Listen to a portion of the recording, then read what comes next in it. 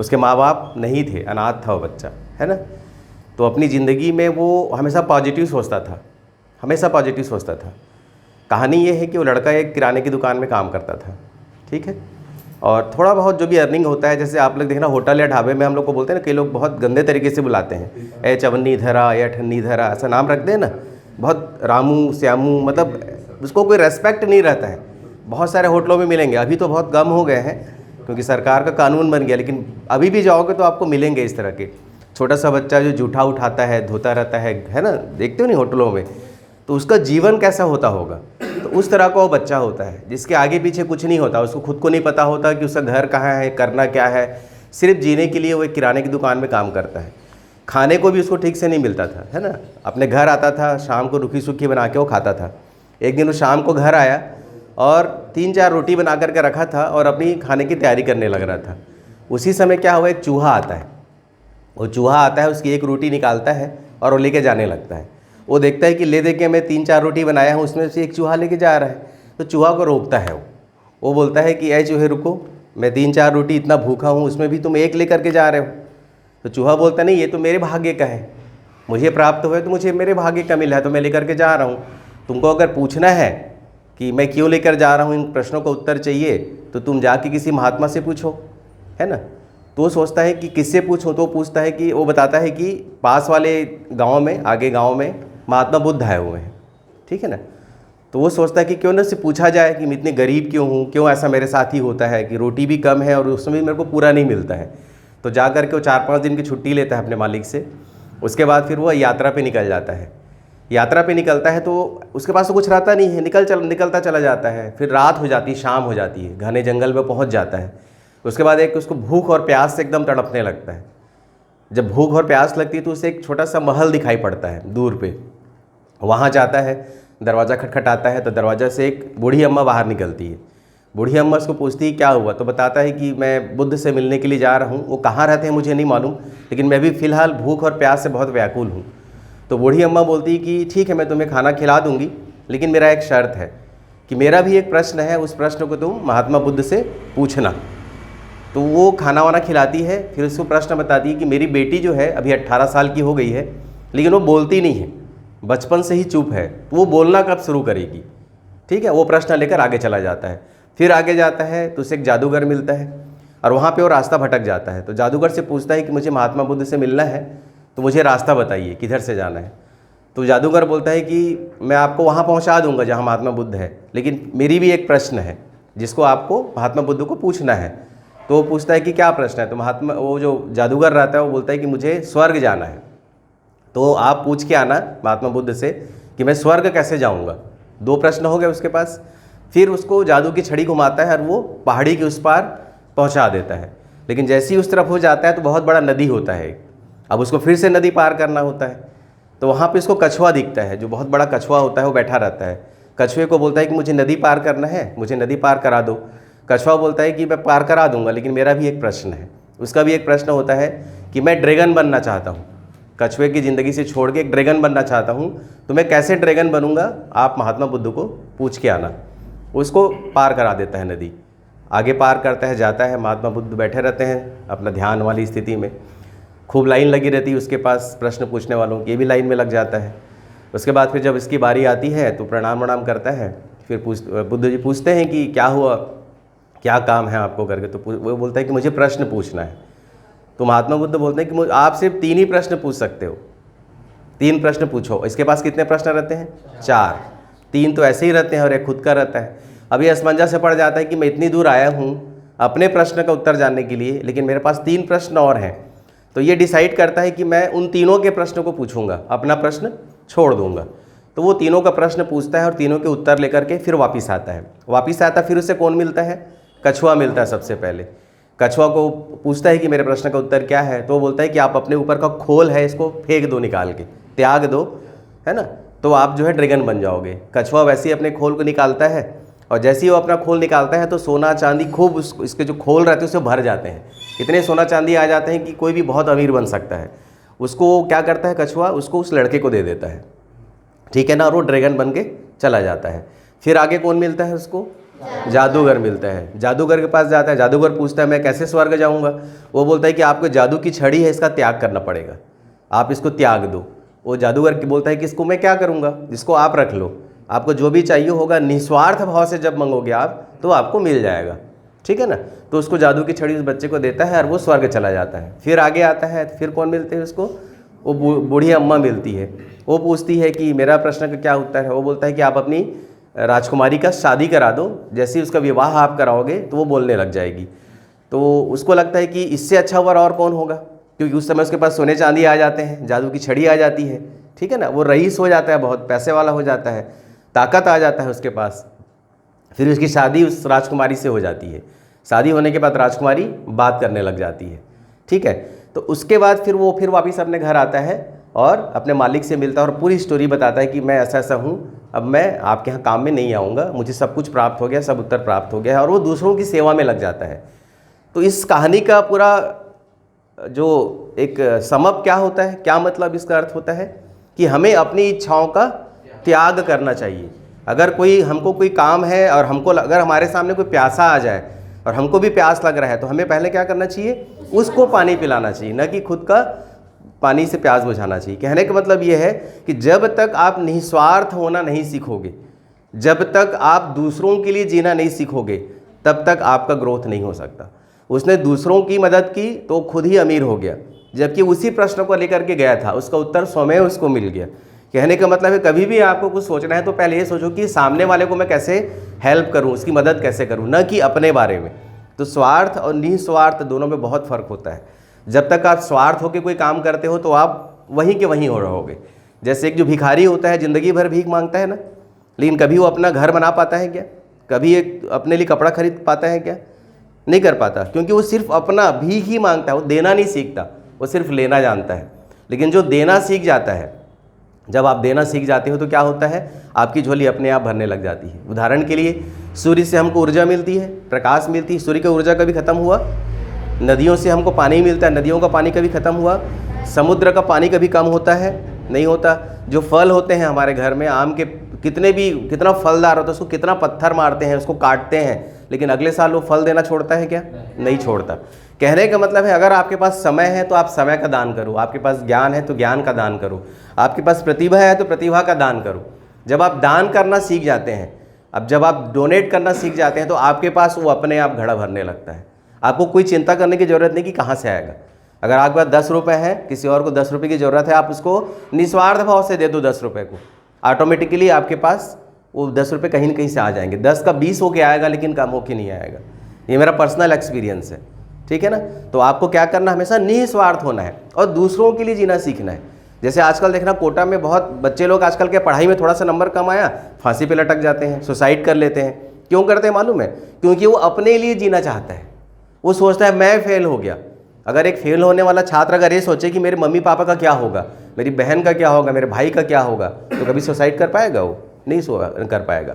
आज हमारे mummy papa अब जी रहे हैं, किसके लिए जी रहे हैं? हमारे लिए जी रहे हैं। अगर वो ये सोचे कि मैं तो कम पैसा कमा रहा हूँ, इतने से मेरे घर नहीं चल रहा है, क्या होगा, तो उसका अंदर निगेटिविटी आ जाएगा। लेकिन वैसा नहीं सोचते, वो सिर्फ हमारे लिए जीते हैं। वैसे ही हमें भी अपने परिवार के लिए, अपने समाज के लिए, अपने राष्ट्र के लिए जीना चाहिए, ठीक है ना। समझ में आ रही बात?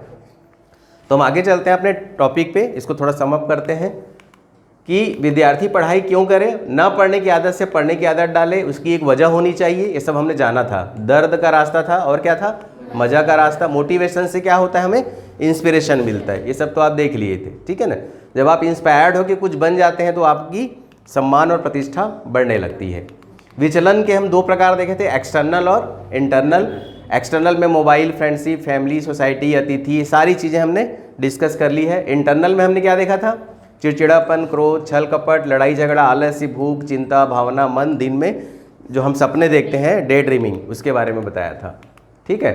एक्सटर्नल में क्या हमने सीखा था कि जो दोस्त होते हैं उनसे कैसे दोस्त होने चाहिए, हमारे पॉजिटिव दोस्त होने चाहिए, जो हमसे अच्छी बातें करें, हमको अच्छे राह पे दिखाएं, हमें अंधकार में डालने वाला ना हो। हम अपने घर में कैसे बल्ब लगाते हैं, जो प्रकाश देता है। फ्यूज़ वाला बल्ब लगाते हैं क्या? बल्ब तो वो भी है, लेकिन फ्यूज़ बल्ब लगाते हैं क्या? नहीं लगाते, क्योंकि हमको प्रकाश नहीं देता। आपके दोस्त भी देख लो कि फ्यूज़ तो नहीं है कहीं, है ना, वो प्रकाश देने वाला हो, चालू हालत में हो, तब वो ठीक है। कहने का मतलब है कि हमें इन सब चीज़ों को, इन एक्सटर्नल चीज़ों को छोड़ने का प्रयास करना चाहिए। अगर हम कुछ चीज़ों को नहीं छोड़ सकते तो उसे कम करने का प्रयास करना चाहिए। ठीक है। इंटरनल डिस्ट्रक्शन था, घर में लड़ाई झगड़े होते हैं, हमारे दोस्त जो है, या हम अपना मुखौटा बदल के रखते हैं, हम आराम से घर में बैठे बैठे खाते खाते टीवी देखते हैं। ये सारी चीज़ें हमने डिस्कस की थी। हम टेंशन में रहते हैं, चिंता करते हैं कि पढ़ाई का क्या होगा, है ना। हम अकेले में एकदम अपना उदासीन पड़े रहते हैं। ये सारी चीज़ों को त्यागना है। जैसे ही हमको लगे कि हमको कुछ चिंता या फिक्र हो रहा है, तुरंत अपने मम्मी पापा से अपनी बातें शेयर करना सीखो, क्योंकि आपको गाइडेंस देने वाले सबसे बड़े जो लोग हैं अभी आपके घर में, वो आपके मम्मी पापा हैं। ठीक है ना। ये सारी बातें हो चुकी थी। अब पढ़ाई पर पूर्ण रूप से फोकस करने के लिए स्वास्थ्य, वातावरण, व्यवस्था और एडिक्शन की बात हमने की थी। ठीक है। शारीरिक स्वास्थ्य में तीनों बातें की थी हमने, बैलेंस डाइट, है ना, एक्सरसाइज, आराम या नींद, या और मेडिटेशन या ध्यान, जो योग जो करते हैं, ये सब हम डिस्कस कर चुके थे। अब आप कब पढ़ते हैं? कभी भी आप टाइम टेबल बनाना बहुत अच्छी बात है, लेकिन अगर टाइम टेबल से पढ़ पाते हैं तो उससे अच्छा कुछ नहीं है। लेकिन 90% बच्चे जो है टाइम टेबल से नहीं पढ़ पाते हैं। आप लोगों ने भी फील किया होगा। अगर आपका टाइमिंग 6 से 7 पढ़ने का बनाए हो तो कोई ज़रूरी नहीं कि आप उस टाइम पे रोज़ पढ़ सको। हो सकता है आपके घर कोई गेस्ट आ जाए, हो सकता है लाइट गोल हो जाए, हो सकता है आपको कुछ काम आ जाए जिससे बाहर जाना पड़े, लेकिन आपका जब मन करे तब पढ़ोगे आप तो ज़्यादा फोकस्ड होते हैं, है ना। जब मन करता है तब पढ़ना। जैसे अभी घर गए, मन किया कुछ पढ़ लेता हूँ, पढ़ने बैठ जाओ, 15 मिनट पढ़ लिए, आज का हो गया। अगर आप अपने टाइम पे नहीं भी पढ़ पाए तो कोई दिक्कत नहीं है। इसको हो तो बोलते हैं फोकस्ड होना। फोकस्ड होने का मतलब ये बिल्कुल नहीं होता कि आप टाइम टेबल में ही पढ़ पाओगे। टाइम टेबल में सिर्फ पढ़ाई तो वहाँ होगी जो इंस्टीट्यूट्स हैं, संस्थाएँ हैं, जहाँ टाइम टेबल बना हुआ है जो पर्टिकुलर उसी चीज़ के लिए होती है। वहाँ पे भी डिस्ट्रक्शन होते हैं बहुत। कोई टीचर नहीं आई, हम खाली बैठे रहते हैं, उसकी जगह कोई दूसरा पीरियड होता है, ये सब होता है ना स्कूलों में भी। तो वो टाइम टेबल बनाना बहुत अच्छी बात है। अगर 30 दिन में और 25 दिन भी आप टाइम टेबल से पढ़ पाते हो तो बहुत अच्छा है आपके लिए। ठीक है ना। मन लगाकर पढ़ना चाहिए, अच्छी नींद होनी चाहिए। सारा टॉपिक हो चुका था। यहाँ तक पहुँच गए थे क्या? यहाँ तक भी हो गया था, है ना। वातावरण में आए थे क्या? हाँ, वातावरण। अब देखो यहाँ पे 3 प्रकार के वातावरण हैं। कौन कौन से? पारिवारिक वातावरण, स्कूल का वातावरण और सामाजिक वातावरण। आप लोग जो हो परिवार में रहते हैं, घर में रहते हैं, वो पारिवारिक वातावरण है। कितने घंटे रहते हैं परिवार में? सुबह से लेकर स्कूल जाने तक, फिर स्कूल से आकर फिर सोने तक, इतना ही पारिवारिक वातावरण होता है। क्योंकि सोने के बाद तो भूल जाओ, क्योंकि सो रहे हो तो गया वो तो माइनस कर दो उसको। ठीक है।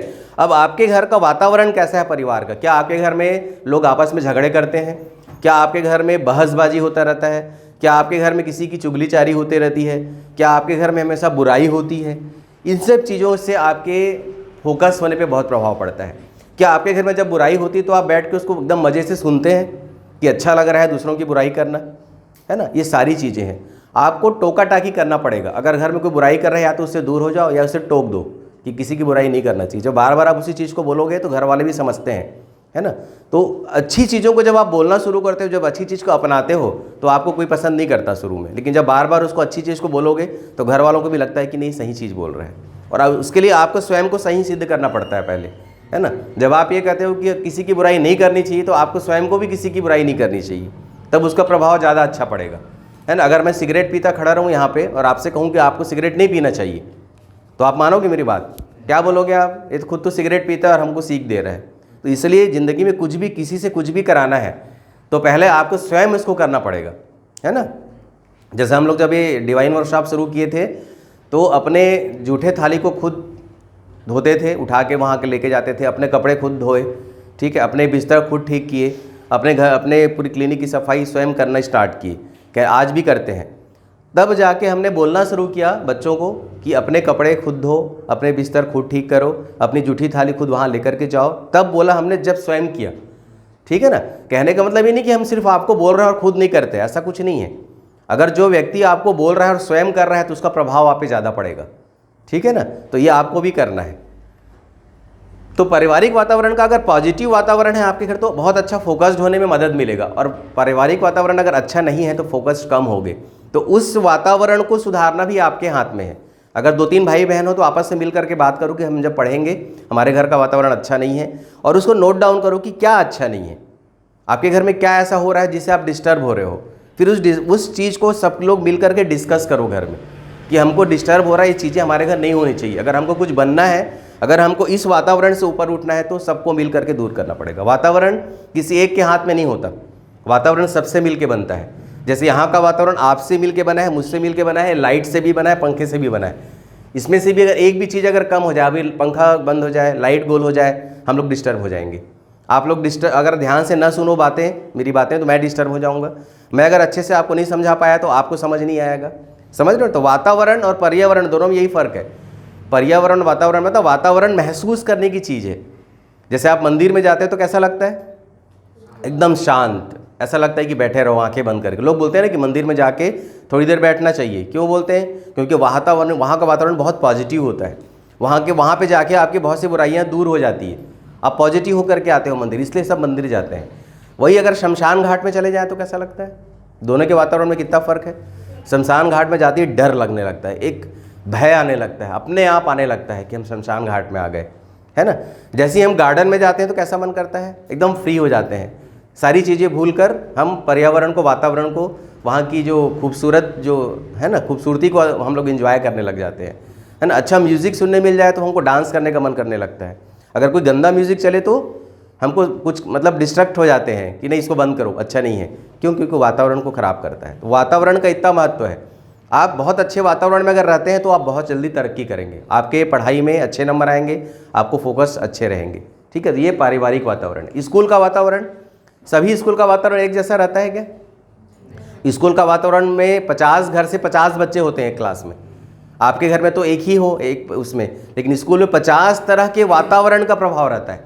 किसी के घर में शराब पीने वाले हैं, किसी के घर पूजा करने वाले हैं, किसी के घर कुछ नशा करने वाले हैं, कोई बीमार के घर से आ रहा है ना। मतलब अलग अलग तरह के लोग हैं।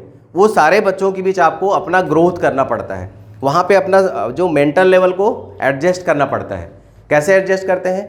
आप पूरे 50 बच्चे से दोस्ती रखते हैं क्या? आपके कोई ना कोई 2-3 दोस्त होते हैं, या 4-5 लोगों का एक समूह होता है। उन 4-5 लोगों का समूह आपको तय करता है कि आप कितने फोकस्ड हो। अगर आपके बारे में मुझे जानना है, आपके बारे में मुझे जानना है, तो आपके 4 दोस्तों से मैं मिलूंगा ना, तो मुझे पता चल जाएगा कि आप कैसे हो। समझ रहे हो बात को? क्योंकि उनका नेचर लगभग एक जैसा होता है, तभी वो ग्रुप बनता है ना। शेर के ग्रुप में बकरियां घूमती है क्या? या बकरी के ग्रुप में भेड़ घूमता है क्या? सबका एक समूह होता है। अगर हम एक बकरी को देख के समझ जाएंगे कि इससे तो और भी बकरियां हो सकती है, एक शेर देखेंगे तो समझ जाएंगे और शेर हो सकते हैं। तो हमारे विचारों का भी वैसे ही समूह होता है। अगर जो देखना स्कूल में क्या होता है,